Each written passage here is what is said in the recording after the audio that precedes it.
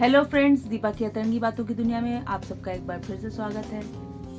दोस्तों, हम अपने जीवन में सफलताएं तो बड़ी बड़ी पाना चाहते हैं, परंतु कई बार ऐसा होता है कि हम अपनी ही सफलता के दुश्मन बने बैठे होते हैं। आज इसी संदर्भ में मैं आपको एक कहानी सुनाऊंगी। तो चलिए शुरू करते हैं।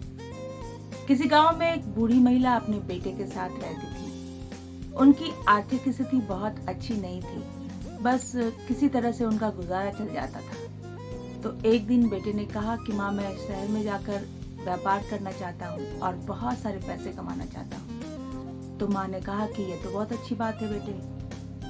तब बेटे ने कहा कि अभी इतनी गर्मी पड़ रही है कि दूसरे शहर में जाकर एडजस्ट करना बहुत ही मुश्किल होगा। बरसात का मौसम आते ही मैं व्यापार के लिए निकल पड़ूंगा। गर्मी का मौसम बीत गया, बरसात का मौसम आया। अब बेटे को यह लगा कि दूसरे शहर में जाकर सर छुपाने की जगह का इंतजाम करना तो दूर की बात, मेरे पास तो एक छतरी तक नहीं है। अब ऐसे बरसात के मौसम में मैं दूसरे शहर में कहाँ भटकता फिरूंगा। जैसे ही बरसात का मौसम बीत जाए, मैं व्यापार के लिए निकल पड़ूंगा। अब बरसात का मौसम भी बीत गया, जाड़े का मौसम आ गया। अब बेटे को लगा कि इतनी भयंकर ठंड का मुकाबला मैं शहर जाकर कैसे कर पाऊंगा। यहाँ तो गांव के लोग अलाव जला लेते हैं, तो मैं वहीं पर बैठकर रात गुजार लेता हूँ।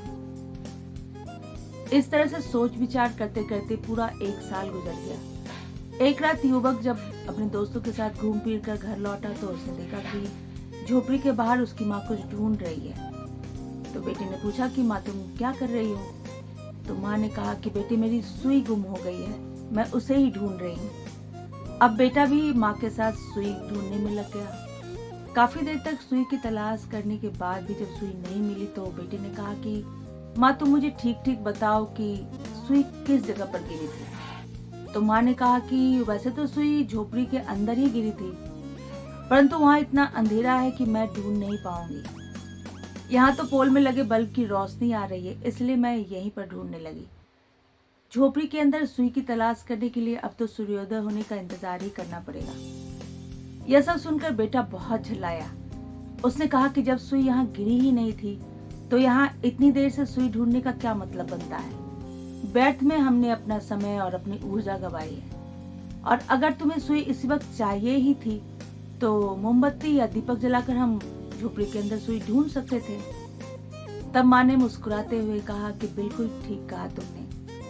अगर तुम्हें सचमुच एक बड़ा व्यापारी बनना ही था तो तुम्हारा ध्यान सिर्फ और सिर्फ अपने व्यापार को आगे बढ़ाने पर होना चाहिए था, न कि बदलते हुए मौसम पर। बदलते हुए मौसम का सामना करने के लिए तो बहुत सारे विकल्प हैं। दोस्तों, अक्सर ऐसा होता है कि हम अपना एफर्ट वहां नहीं लगाते जहां सचमुच लगाना चाहिए, लेकिन व्यर्थ के फालतू कामों में हम अपना समय और एनर्जी अवश्य बर्बाद कर देते हैं। दोस्तों, अक्सर ऐसा होता है कि हम अपने मित्रों और परिजनों के साथ यह तो चर्चा कर लेते हैं कि ऐसा होता तो वैसा होता, ऐसा इसलिए नहीं हुआ क्योंकि ये नहीं था, वो नहीं था, वगैरह वगैरह, परंतु सही बिंदु की तलाश नहीं कर पाते जहाँ सचमुच एफर्ट लगाने से समस्या का समाधान हो सकता था।